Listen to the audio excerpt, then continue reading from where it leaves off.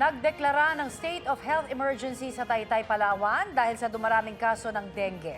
Taytay ang may pinakamaraming kaso ng dengue sa buong Palawan ayon sa DOH Vector-Borne Unit Mimaropa. Base po sa datos ng DOH, 1,287 ang dengue cases doon mula noong Enero hanggang Hulyo. 18 ang nasawi. Sa panayam sa Super Radio Palawan kay Mayor Christian Rodriguez, sinabi ng alkalde na nagulat sila dahil karaniwang hindi nila problema ang dengue sa mga nakalipas na taon. 30 sa 31 barangay ang may kaso ng dengue. Sabi pa ni Mayor Rodriguez, gagamitin ng LGU ang emergency fund para tugunan ang pangangailangan ng mga may dengue. Panawagan ng LGU, panatilihing malinis ang paligid at sirain ang mga pwedeng pamugaran ng mga lamok. Problema po ang dengue sa buong bansa. Mas marami ang mga kaso ng dengue sa unang 6 na buwan ng 2023 kumpara po yan sa parehong panahon noong 2022. Ayon sa Department of Health, mula January 1 hanggang June 17, mahigit 72,000 ang nagka-dengue sa bansa.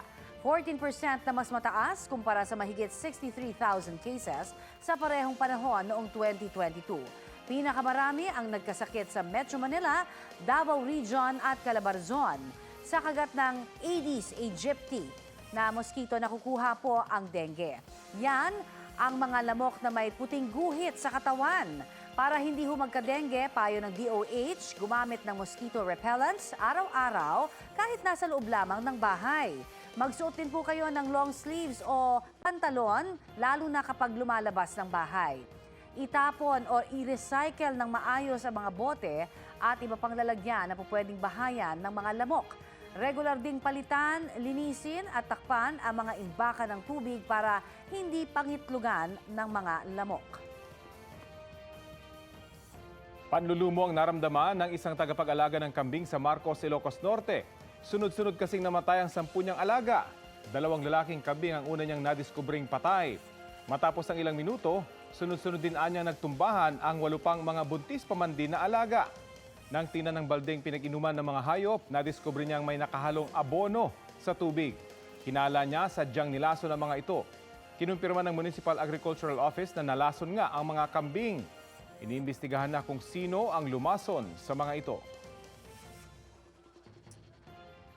Aprobado na ng National Economic and Development Authority ang pagsasapribado ng operasyon sa Ninoy Aquino International Airport. Ayon kay NEDA Secretary Arsenio Balisacan, layo nitong matugunan ang kakulangan sa kapasidad ng passenger terminal at ang limitadong galaw ng mga eroplano. Mahigit 170 billion pesos ang aprobadong pondo para sa proyekto sa ilalim ng private-public partnership. Sisimulan ang bidding sa Setyembre. Target ng gobyerno na itaas ang kapasidad ng NAIA sa 62 million passengers kada taon mula sa kasalukuyang 35 million. Gayon din ang aircraft movement mula po sa 40 planes kada oras sa 48 planes kada oras. Sa pamamagitan ng proyekto, sana raw ay maiwasan na rin ang nangyaring power outages at iba pang aberya sa NAIA. Good news naman sa mga nagbabalak bumiyahe sa eroplano sa Agosto, walang pagbabago sa fuel surcharge na ipinapataw sa airfare. Ayon sa Civil Aeronautics Board, mananatili sa Level 4 ang surcharge na karaniwang ina-adjust kada buwan depende sa presyo ng krudo. Sa Level 4, nasa 117 pesos hanggang 342 pesos ang dagdag para sa domestic flights depende sa layo. At hanggang 2,867 pesos naman sa international flights depende pa rin sa layo. Ibig sabihin po nito, walang inaasahang taas singil sa pamasahe sa eroplano. Sa mga sumasakay naman ng LRT-1, bumabiyahe na ngayong araw ang mga bagong baguan ng tren. Ayon sa DOTR, makabago ang features ng 4th generation light rail vehicle, kaya mas mabilis nang maayos ang tren kung may aberya. Isang train set o 4 na LRV ang idadagdag sa operation ng LRT-1 kada linggo. Inaasahan ng DOTR na magagamit na lahat ng 20 bagong train sets pagsapit ng Disyembre. Bukod po dyan, may darating pang 10 bagong train sets mula sa Mexico. Umaasa ang ilang pasahero ng LRT-1 na mas mabilis, mas komportable at mas maraming makasasakay sa bagong tren. Samantala, El Nino update naman po tayo. Posible hong maging malala At malawakan ang epekto ng El Nino phenomenon. Base po yan sa pagtataya ng Pag-asa. Kaya ang ilang ahensya ng gobyerno patuloy ang paghahanda. Balitang hatid ni Mark Salazar. May mga indikasyong magiging severe at mas malawakan ang mararanasang El Nino ngayon. Hindi lang yung reduction ng tubig ulan, pati yung mainit na temperature for next dry season natin. Yun po yung ating medyo dapat natin paghandaan. Yun yung critical. Mainit na, wala pang ulan. 17 ahensya ng gobyerno sa pangunguna ng Office of Civil Defense ang bubuo ng National El Nino Team para paghandaan ang dagok ng El Nino. Pag nagtitipid sa tubig, binabawasan ang alokasyon para sa mga hydropower plants. Pero sabi ng DOE, walang brownouts at hindi rin tataas ang rate ng kuryente ng dahil sa El Nino. Ang maganda namang balita, based on the projections of the Department of Energy, wala naman tayong aasahang malala o yung mga brownouts na mangyayari during the El Nino. Sa pie chart natin, nandun yung coal, nandun yung geothermal, nandun yung mga ibang fuel. So, ang rule of thumb natin is pag renewable energy, zero yung fuel. Kapag kulang sa tubig, unang babawasan ang alokasyon sa agrikultura kesa tubig sa kabahayan. Pero sabi ng NEDA, maliit ang nakikita nilang epekto ng tagtuyot sa mga palayan. For rice, we are seeing something like 2 to 5% impact on production, but that's quite small compared to the previous El Nino phenomena, no? Where production declined anywhere from 10 to 20%. Sa supply ng gulay, nakikita ng Department of Agriculture ang posibleng pagtaas ng presyo. Meron pang ibang sources ng gulay. Huwag nating kalimutan yung parating nandyan yung malunggay.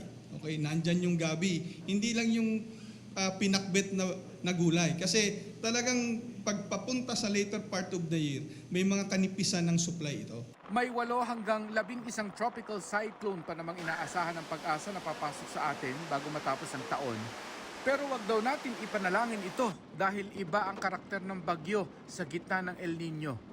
October, November, December, ito yung mga landfalling, crossing tropical cyclone. So kapag yan naman po yung tumawid sa atin, magiging lubhang mapaminsala.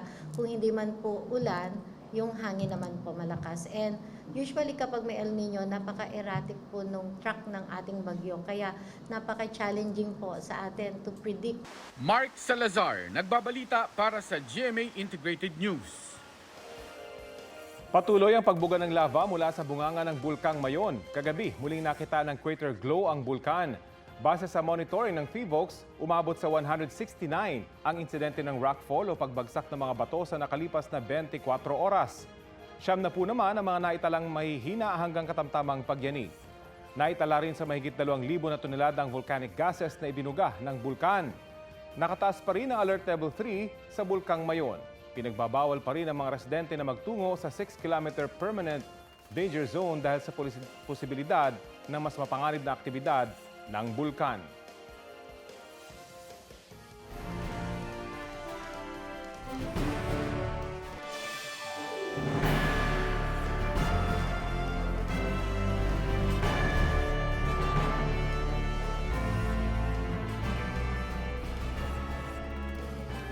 Mahigit 2,000 ang mga bisitang kumpirmadong dadalo sa ikalawang State of the Nation address ni Pangulong Bongbong Marcos sa Lunes.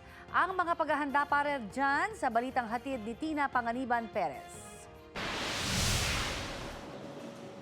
Nag-practice na ang mga honor guard sa rear entrance ng Kamara na sasalubong kay Pangulong Bongbong Marcos para sa kanyang State of the Nation address sa Lunes. Nakalatag na rin ang red carpet sa main lobby ng Kamara kung saan maglalakad ang Pangulo papasok ng session hall. May red carpet welcome din para sa mga bisitang daraan sa North at South Wing lobbies. Kahit ngayon SONA, gawin bukas, ready na kami, no? Ayon kay Velasco, mahigit 2,000 na ang mga bisita nagkumpirmang dadalo sa SONA, kasama si dating Pangulong Rodrigo Duterte. Yes, nag-confirm na. Oh, pati yung anak niya, si BP, nag-confirm na rin. So, magkatabi ba sila sa mga? yan ang kailangan kasi may clearance sa dalawa eh. Imbitado rin daw si dating Vice President Leni Robredo pero nagpasabi na raw na hindi siya dadalo. Sa pagbubukas ng sesyon ng Kamara sa umaga, isang choir mula sa Tacloban, Leyte ang kakanta ng pambansang awit. Pero sorpresa raw ang nag-iisang kakanta sa SONA. Ang mga bisita sa SONA na may imbitasyon at car pass, pwedeng gumamit ng zipper lane sa Commonwealth Avenue. Mayroon na ring inilatag na alternatibong ruta ang MMDA para sa mga maaapektuhang motorista. May mga kilos patesta kasi sa Quezon City Circle at Commonwealth Avenue bago ang SONA, kaya inaasahang matraffic. Kasama sa mga sasama sa pagkilos ang ilang grupo ng mga manggagawa. Number one na demands talaga ng All Philippine Trade Union, kagyat na itaas ang sahod ng mga manggagawang Pilipino, maximum sa antas ng nakabubuhay, 1,100 pesos. Tina Panganiban Perez, nagbabalita para sa GMA Integrated News. Aprobado na po ng NEDA ang pagsasapribado ng operasyon sa NAIA. Ano naman kaya ang say ng mga pasahero? May ulat on the spot si Joseph Morong. Joseph? Yes, Connie, nandito tayo ngayon sa Terminal 3, particularly sa arrival area. At marami nga sa ating mga kababayan ang nag-aabang syempre ng kanilang mga kamag-anak at kaibigan na uuwi at dadating dito sa Pilipinas. At alam mo yung Connie, yung airports ang sinasabi natin na unang muka na makikita ng kahit sino man na darating sa isang bansa. Pero sa nitong mga nakaramang panahon ang naririnig natin ay brown out, mainit na terminal o mahabang pila. Pero baaning masolusyonan na yan dahil inapurbahan na nga ng National Economic and Development Authority o NEDA yung pagsasapribado ng NAIA or ng Ninoy Aquino International Airport sa halagang 170 billion pesos. Ito yung galing sa proposal ng DOTR at saka ng Manila International Airport. Gusto kasi ng airport na halimbawa dito sa Terminal 3 dagdagan pa yung mga signs kasi halimbawa yung mga sa arrival parang dalawa lang yata yung nakikita natin dito na parang yung window or yung device kung saan makikita na kung dumating na yung kanilang mga flights. At ayon sa MIA ay bukod dyan ay gusto nilang imbis sa moderno, syempre yung operasyon ng airport. At ayon sa DOTR dati, ang pinakamaaga na pwede nilang buksan for bidding yung privatization ng NAIA, ito yung 4 na terminal, 1 to 4, ay sa September at masamaring masimulan yung privatization sa unang bahagi ng 2024. Pero operasyon lamang yung isa sa pribado, yung mga assets ng airport ay mananatiling nasa gobyerno. Tinanong natin kung ano yung mga kababayan natin, kung gusto ba nila na isa pribado yung ating mga airports at kung ano yung gusto nilang makita dito. Narito ang nilang mga pahayag. A faster process, but although our experience now after 3 years, it was good. Better na. Yeah.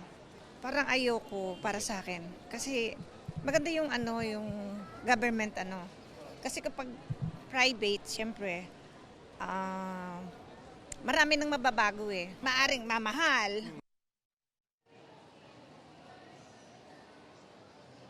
Connie, yung sa napag-usapan na namin dati ng DOTR yan sa ilang mga istorya natin before na kung sa terminal fee, 550 ngayon, kung sa privatize naman daw yan, ay hindi naman daw malalayo doon sa chinacharge doon sa iba pa mga private airports katulad sa Cebu at saka sa Clark na less than 1,000 pesos. Ngayon, merong isang consortium, yung Manila International Airport Consortium, yung MIAC, na nag-offer sa gobyerno na sila yung mag-privatize for 270 plus billion pesos for 25 years. Pero sabi ng NEDA, isusoli na lamang nila yung offer na yan at kailangan na yung lahat ng interesado na maging kumpanya or korporasyon na mag-privatize ng NAIA ay kailangan dumaan sa bidding. Sabi naman ng MIAC ay naintindihan nila yung desisyon ng NEDA at ang sinasabi nila ang pinakamaganda daw na benepisyo para sa bayan ay dapat ay manggaling doon sa mga competent na mga party na makapagbibigay ng modernong serbisyo sa NAIA sa lalong madaling panahon. Connie? Maraming salamat, Joseph Morong. Nag-ala superhero ang isang motorcycle rider sa bagong bukas na coastal road sa Davao City. Pero ang kanya pong exhibition hindi pinalampas ng Operation Sita ng mga otoridad dahil sa panganib na pwedeng mangyari. Patong-patong na reklamo ang isinampa sa rider na si Alexander John Hapos. Natuntun siya matapos maplakahan ng kanyang motorsiklo. Sabi ng Transportation and Traffic Management Office, walang lisensya ang rider at hiniram lang ng motorsiklong ginamit niya.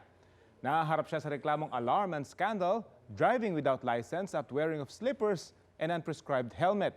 Wala siyang pahayag.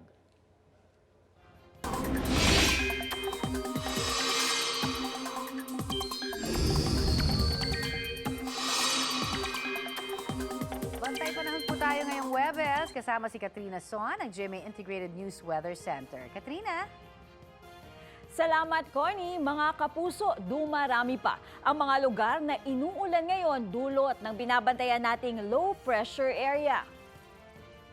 Huling namataan ng Pag-asa ang nasabing LPA, 715 kilometers silangan ng Surigao City. Nananatili ang posibilidad nitong maging isang bagyo. Sa mga susunod na oras, asahan ang pag-uulan sa halos buong bansa base sa rainfall forecast ng Metro Weather. Posible ang heavy to intense rain sa ilang lugar, kaya dapat pong maging alerto sa posibleng baha o kaya ay landslide. Asahan ding muli ang ulan dito sa Metro Manila ngayong araw. Mga kapuso, dahil sa madalas na ulan, tumaas ang water level sa Angat Reservoir. Ayon sa Pag-asa, sa nakalipas na 24 oras, nakapagtala ang Angat ng 180.96 meters na water level. Kaunti man ang iniakyat niyan kumpara sa 180.94 meters kahapon, sapat na raw iyan para pansamantalang ihinto ng Maynilad ang nakaschedule nitong 9-hour water interruptions sa ilang lungsod sa Metro Manila. Tumaas din ang water level sa Ambuklao, Binga, Pantabangan at Magat Reservoir. Bumaba naman ang tubig sa Ipo, La Mesa, San Roque at Caliraya. Ako si Katrina Son para sa GMA Integrated News Weather Center. Maasahan, anuman ang panahon.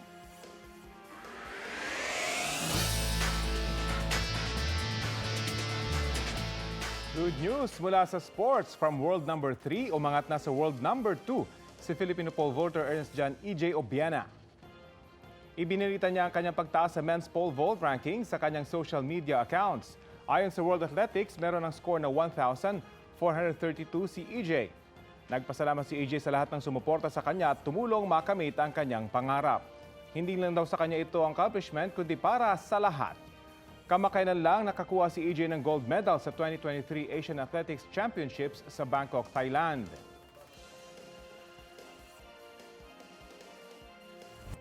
May isang kababayan po tayo sa Saudi Arabia na hinatulan ng death penalty ayon sa Department of Migrant Workers. We're talking to the DFA about this particular case. Yes, we're aware of the case, and we're talking, coordinating with the DFA on this matter. And we are reaching out to the family as well. Hindi na nagbigay ng iba pang detalye si DMW Undersecretary Hans Leo Kakdak kung anong kaso ang hinaharap ng ating kababayan. Pinangangambahang matibay kung hindi mabayaran o mapagtibay kung hindi humabayaran ang aabot sa 30 million Saudi riyals o mahigit 430 million pesos na blood money na hinihingi sa kanila. Nakikipag-ugnayan na sila sa Department of Foreign Affairs tungkol dito, pati na rin sa pamilya niya. Sa huling datos po na naibahagi ng DFA, 83 Pilipino ang nasa death row ngayon sa iba't ibang bansa dahil sa magkakaibang kaso.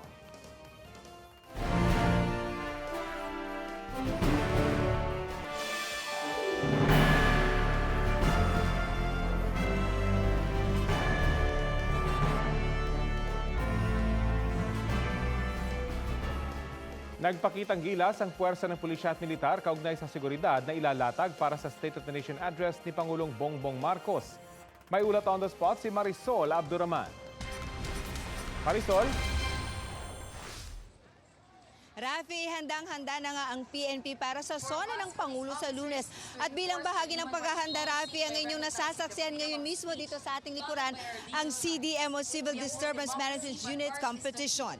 Nagtipon-tipon nga dito sa grandstand ng NCRPO, Rafi, ang mga CDM units, yung anti-riot police ng iba't ibang district, ang QCPD, MPD, Northern, Eastern at Southern Police District. Bukod sa kanila, Rafi, nakalihok din ang RMFB o Regional Mobile Force, ang Special Action Force. Gayon din ang iba pang attached agency ng DILG gaya ng Bureau of Fire Protection. Narito rin ang CDM unit ng Philippine Coast Guard, MMDA at ang Joint Task Force NCR ng AFP. Nagpakita sila ng kanilang kahandaan sa pagtugon sa mga mass demonstrations at kilos protesta. Nagpakitang gilas sila sa capability demo sa pagsagawa ng mga basic formation. Gaya na lamang ng line formation, box at iba pa na karaniwan natin na sasaksihan rapi sa mga rally. Kasama sa kompetisyon ang pagbibigay ng senaryo sa bawat team na isusolve nila on the spot. Gaya halimbawa ng mga violent na fans na nagwala dahil hindi matanggap ang pagkatalo ng kanilang team.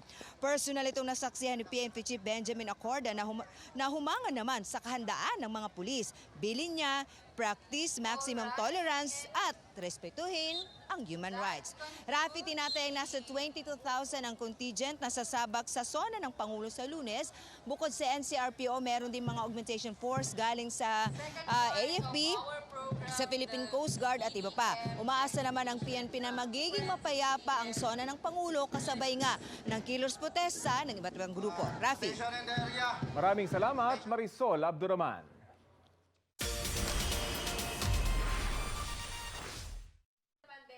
Ready na ang ilang Sparkle Stars sa GMA Gala 2023 na gaganapin sa Sabado.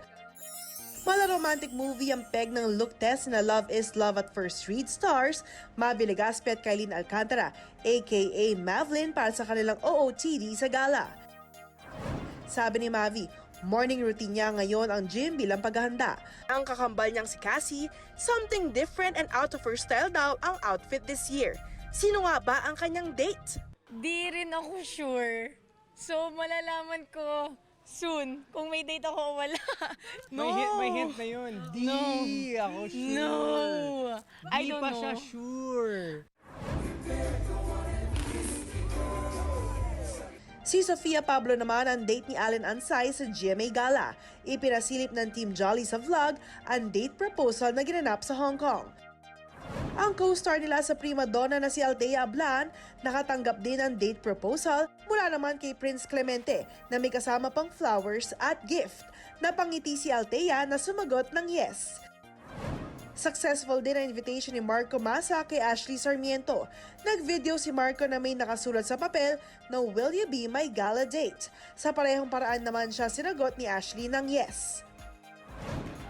Sila cheating game stars Julie Ann San Jose at River Cruz, simple at elegante ang OOTD this year sa gala. Siniguro raw nilang perfect together ang kanilang magiging look sa event. Si Rain Matienzo naman, skin glow up ang isa sa mga preparations para sa GMA Gala 2023. Katatibay nagbabalita para sa GMA Integrated News. Na-snatch ang cellphone ng isa sa mga babaeng pasahero na yan habang nasa dagat sa San Isidro, Leyte. Ang salarin hindi po tao kundi isang isda. Makikita po sa viral video na nagpapapicture ang mga pasahero. Biglang may lumitaw na isda sa kanilang harapan at tila sinipa ang cellphone na nahulog sa dagat. Ayon sa may-ari ng cellphone na si Nerissa Makilan, naibalik naman daw sa kanya ang cellphone nang mag-low tide at mapulot ito ng mangingisda. Yun nga lang ay hindi na po ito magagamit dahil sira na. Buti na lang daw ay hindi siya nasaktan ng isda. May naisip na paraan ang Department of Science and Technology para sugpuin ang problema ng malnutrisyon sa bansa. Kung ano yan, alamin sa ulat on the spot ni Lay Alves. Lay? Rafi, mga masustansyang pagkain na mas pinasustansya pa. Yan ang iba't ibang food products na inilunsad ngayong araw ng DOST Food and Nutrition Research Institute. Kabilang dito ang mga enhanced Nutribon at Nutribonettes, Coco Dairy Milk Blends, Nutri Cookies at Nutri Calamansi Juice. Ang food products na ito gawa sa mga sangkap na mayaman sa mga bitamina. Ang Nutribons halimbawa na gawa sa kalabasa, carrots at kamote, mayaman sa vitamin A, walang trans fat at cholesterol at mababa rin ang sodium content. Ang Coco Dairy Milk naman na mula sa gatas ng baka, kalabaw at kambing, may sangkap ding coconut milk. Ang mga produkto layon daw mapunan ng nutritional gap sa calcium, iron at vitamin A. Magiging available daw ang mga produktong ito sa mga public schools sa darating na school year. Masarap daw ang mga ito kaya tiyak na magugustuhan ng mga bata. ipinapasa ng DOST-FNRI ang technology ng libre sa manufacturers. At mula sa kanila, bibilin ito ng DepEd, DSWD at local government units. Ayon sa DOST, layo nilang matugunan ang problema ng malnutrisyon sa pamamagitan ng solusyong nakabase sa siyensya. Dumaan daw mga ito sa masusing research at testing. At yan ang pinakahuling ulat mula rito sa Makati. Balik sa inyo, Rapi. Maraming salamat, Lay Alves.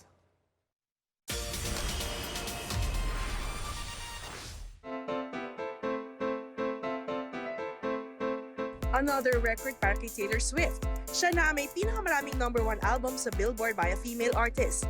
Ang kaka-release lang na Speak Now Taylor's version, ang 12th #1 album ni Taylor. Nalampasan niya ang record ni Woman in Love singer Barbara Streisand. Naaresto ang supermodel na si Gigi Hadid sa Cayman Islands. Nakitaan kasi ang kanyang luggage na marijuana at iba pang drug paraphernalia. Pumarap si Gigi sa summary court at naghain ng guilty plea. Nakalaya siya matapos magbayad ng multa ng $1,000 o nasa 54,000 pesos. Ayon sa kanyang representative, legal na nabili ang marijuana sa New York City at may medical license. Nakisali sa Touch My Body trend ng mismong singer nito na si Mariah Carey.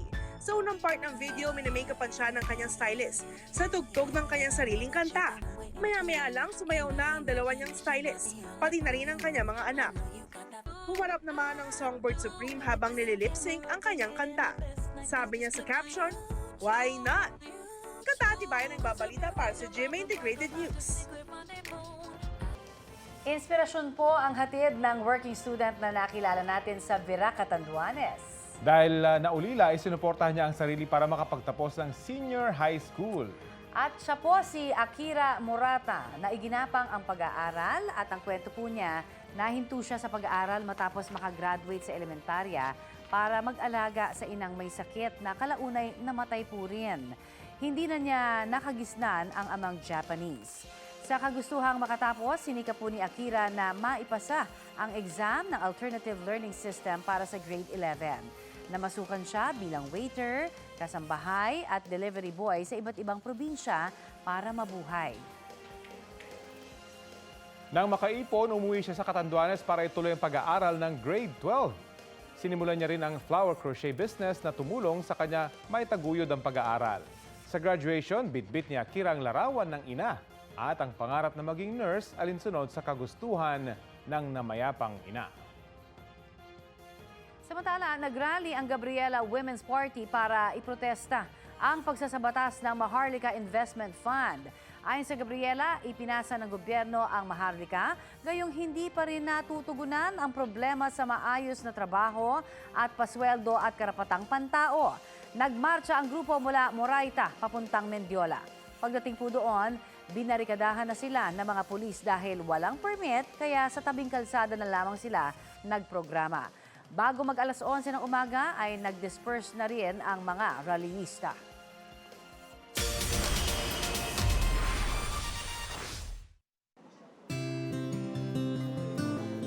Sa dami ng on-screen proposal scenes na ginawa ni Bea Alonzo, nothing beats the real thing.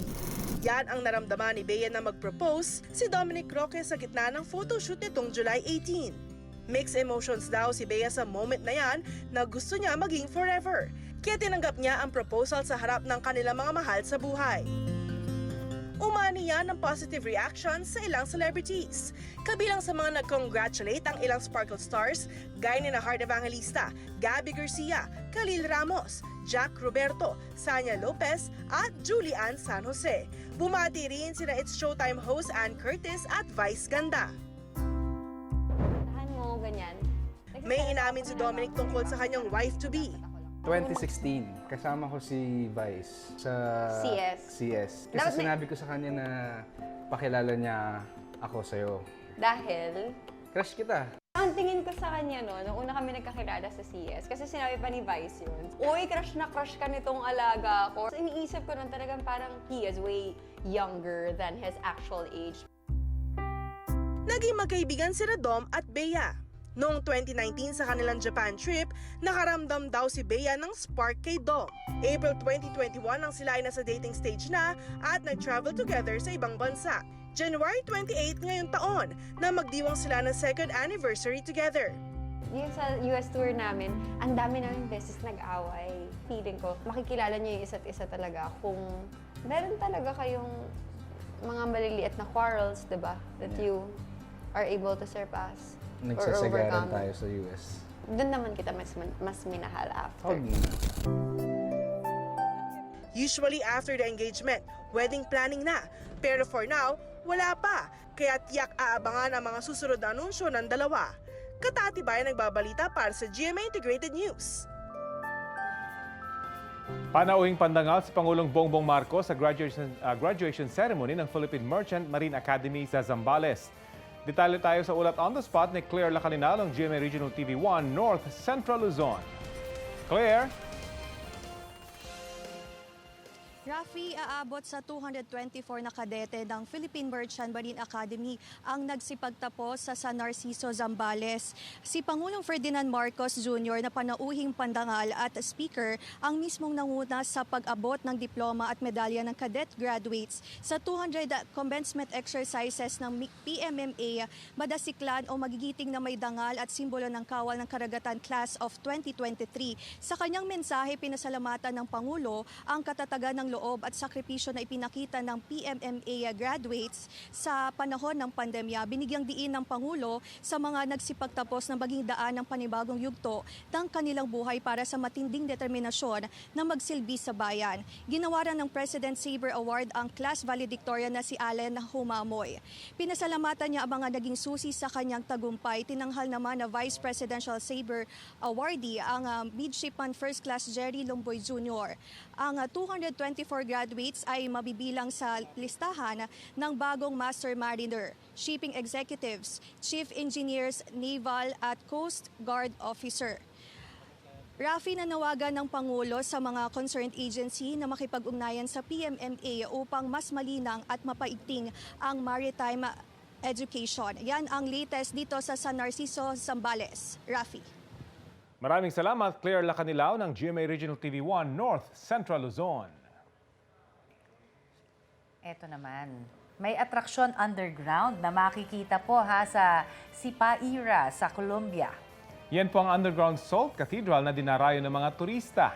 Tampok po kasi sa cathedral ang makukulay na visual art na kung tawagin ay sublime projected images na ipinapalabas sa isang video mapping show. Kabilang sa projected images ng show ang stained glass windows ng mga simbahan mula sa iba't ibang panig ng mundo at pati na rin ang magagandang medieval cathedrals. Yes, ang dami talaga na po pwede talagang mapuntahan ng mga ganyan na historic din, di ba? At since salt mine siya, may kakaibang feel kapag nandun ka sa loob. Sana kung meron tayong mga budget, ipunan din natin. Pero huwag natin kalimutan ng Pilipinas dahil marami rin tayong mga ganyang magagandang lugar. Tama naman yun. At naway nabusog po kayo sa maiinit na balita sa oras na ito. Araw-araw pong tumutok sa Balitang Hali para sa mga balitang walang kinikilingan, walang pinoprotektahan. Walang kasinungalingan, serbisyong totoo lamang. Para manatiling updated sa 24 oras na pagbabalita ng GMA Integrated News Teams, mag-subscribe lamang po sa youtube.com/GMA News. Para sa mga kapuso abroad, napapanood po tayong muli dito sa Balitang Hali sa international channel na GMA Live TV. Mula po sa Tahanan ng Katotohanan, ako po si Connie Season. Buong puso para sa Pilipino. Ako po si Rafi Tima. Kami ang inyong mga kasalo dito sa Balitang Hali.